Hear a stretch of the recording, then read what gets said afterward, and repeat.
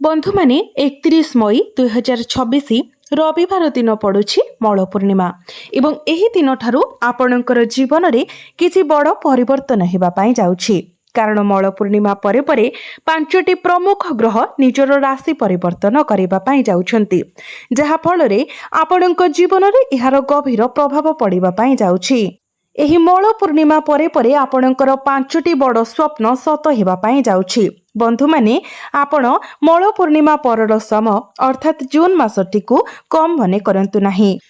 पूर्वर आपण करिथिबा प्रत्येक प्रयास भूल हेबा परि मने हेउथिला। बारंबार प्रत्येक कार्य 99% रे अटकी जाउथिला। आपणकर प्रगति कईछ परि गति रे चालुथिला। एपरि लागुथिला जेपरि आपणक जीवन कोनोसी प्रकार रे फसी जाइछि, जेपरि एहा एक जाल रे फसी जाइछि। एहा व्यतीत आपण निज प्रियजनक ठारू मध्य विश्वासघातकर सम्मुखीन होइथिले। केही आपणको बुझिबाकू सक्षम नथिले। आपण हेउछन्ति सिंह राशिर व्यक्ति विशेष। आपणकर शासक ग्रह हेउछन्ति सूर्य। जेतेबेले लोक माने आपणको देखन्ति सेमाने भाबन्ति आपण निश्चित भाबरे प्रकृत रे जणे भाग्यवान व्यक्ति। आपणको जीवन रे कोनोसी दुख किंबा कष्ट नाही। बाहरे समस्ते आपणको शक्तिर एक प्रतीक भाबरे देखन्ति, किंतु आपणक भितरे गभीर भावरे एक ज्वालामुखी फुटुछि। जंत्रणा एवं कष्टर एक ज्वालामुखी, जहा सहित आपणक मन भितरे अनेक आभ्यंतरीण द्वंद्व सृष्टि हेउछि। केही एपरि कि आपण निजे मध्य केबे केबे केवल आपणको देखि आपणकर मन एवं जीवन भितरे घुरी बुलुथबा चिंताधारा एवं भावनार परिमाण को प्रकृत रे बुझी पारंती नाही। किंतु मने रखंतु एही जून मास आपणक जीवन रे गोटिए बड़ परिवर्तन आनिबा पई जाउछि। आपणक राशिर अधिपति सूर्य आपणकर एकादश भावरे प्रवेश करिवे, लाभ भावरे प्रवेश करिवे। तो निश्चित भावरे आपणक पई आर्थिक लाभर द्वारा खोली जिवो। अन्य शब्द रे आपण प्रचुर लाभ पाइबा पई जाउछंती। जदि आपण स्टॉक मार्केट रे किछि इन्वेस्टमेंट करूछंती किंबा रियल एस्टेट रे इन्वेस्ट करूछंती किंबा अन्य कोनोसी स्थान रे टंका निवेश करूछंती एवं बहुत समय धरि कोनोसी लाभ देखि नांती, तो ए जून मासरे लाभ पई उत्कृष्ट संभावना रहिछि। आपण गोटी छोट आवास रो मध्य यथेष्ट लाभ पाइबार आशा करि पारिबे।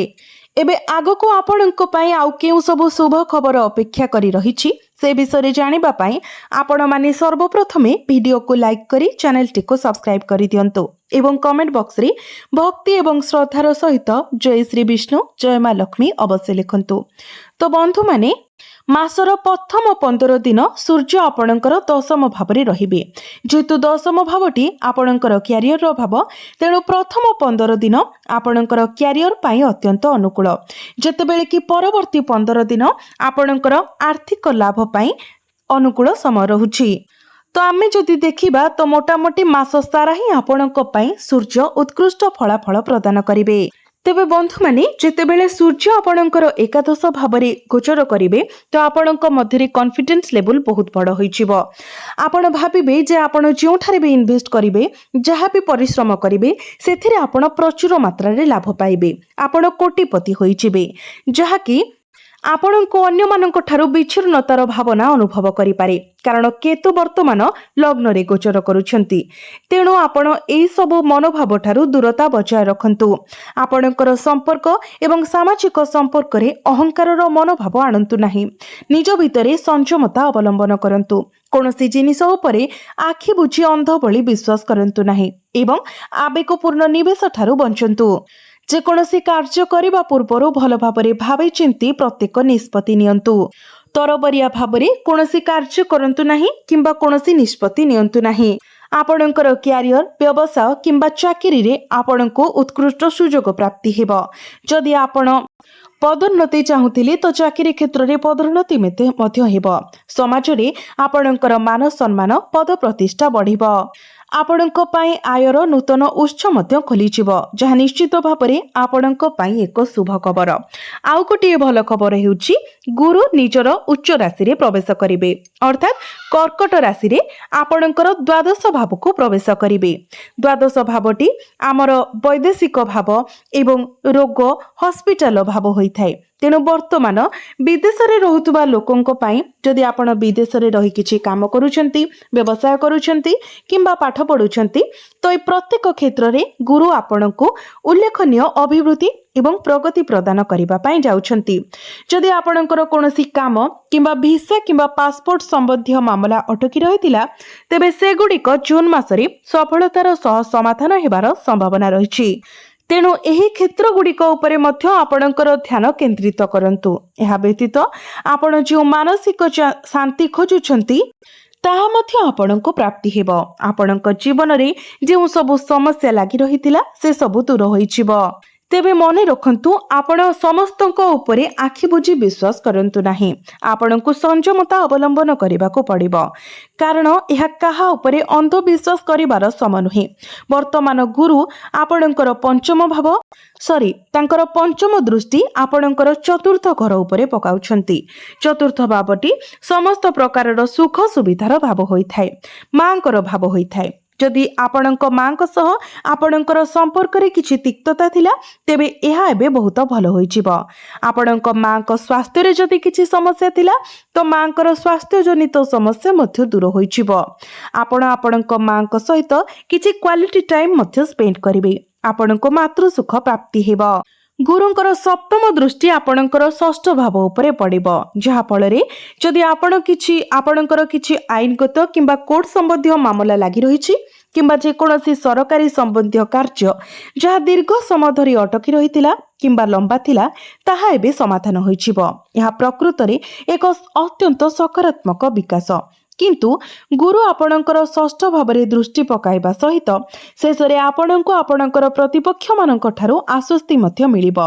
आपणकर गुप्त शत्रु मानक उपरे आपण विजय लाभ करिवे। एहा व्यतीत गुरुंकर नवम दृष्टि आपणकर अष्टम भाव उपरे पड़िबो।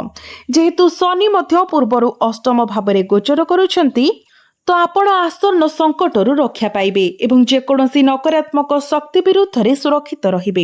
एहा व्यतीत आपणकर सामग्रिक मानसिकता एवं दृष्टिकोण क्रमशः सकारात्मक होइछिबो।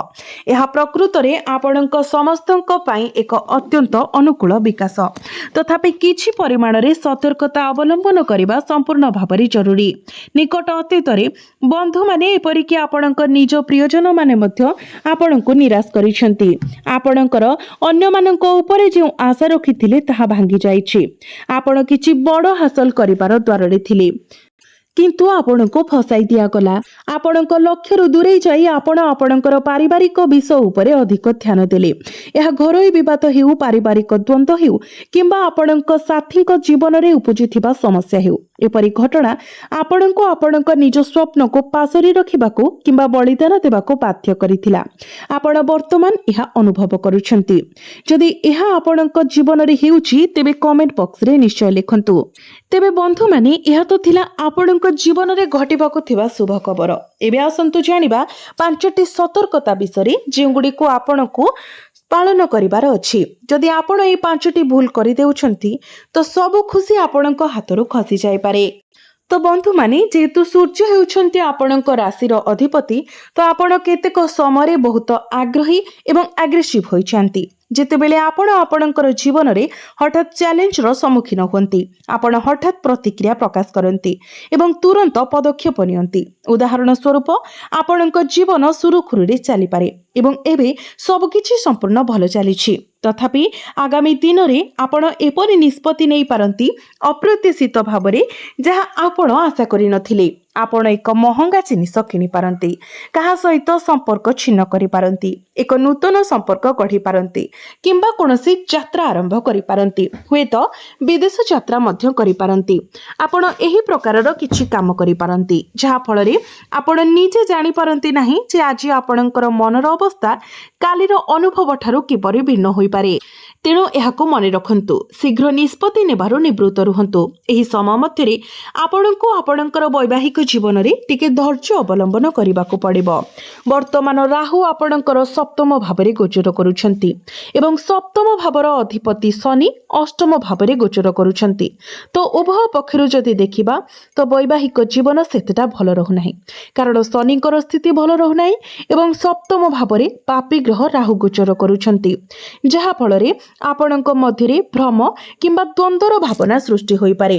ଯଦି ଆପଣଙ୍କର ଜୀବନସାଥୀ ଜଣେ ଭଲ ବ୍ୟକ୍ତି ଅଟନ୍ତି, ସେ ଆପଣଙ୍କ ପାଇଁ ଆକର୍ଷଣୀୟ ଦେଖାଯାଇପାରନ୍ତି ନାହିଁ, କିନ୍ତୁ ବିପରୀତ ଭାବରେ ଯଦି ଆପଣଙ୍କ ସାଥୀଙ୍କର କୌଣସି ତ୍ରୁଟି ଅଛି, ତେବେ ସେମାନେ ହଠାତ୍ ଆପଣଙ୍କ ପାଇଁ ଆକର୍ଷଣୀୟ ଦେଖାଯାଇପାରନ୍ତି। ଏପରି ଘଟଣା ଘଟେ। ଦୟାକରି ଟିକେ ସତର୍କ ରୁହନ୍ତୁ।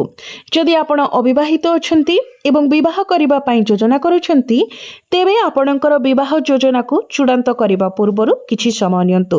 ପରିସ୍ଥିତିର ପ୍ରତ୍ୟେକ ଦିଗକୁ ବୁଝନ୍ତୁ। ଏହି ନିର୍ଦ୍ଦିଷ୍ଟ ସମୟ ପାଇଁ ଆପଣ ସବୁକିଛି କରିବା ପାଇଁ ସମୟ ନିଅନ୍ତୁ। ଶୀଘ୍ର ନିଷ୍ପତ୍ତି ନେବାର ଏହା ସମୟ ନୁହେଁ। ଏହାକୁ ଭଲ ଭାବରେ ମନେ ରଖନ୍ତୁ। ଏହା ବ୍ୟତୀତ ଆପଣଙ୍କୁ ଚିନ୍ତା କରି କହିବାକୁ ପଡ଼ିବ। ଆପଣ ଯାହା ବି କହୁଛନ୍ତି ତାହା ସତର୍କତାର ସହିତ ବିଚାର କରି କୁହନ୍ତୁ।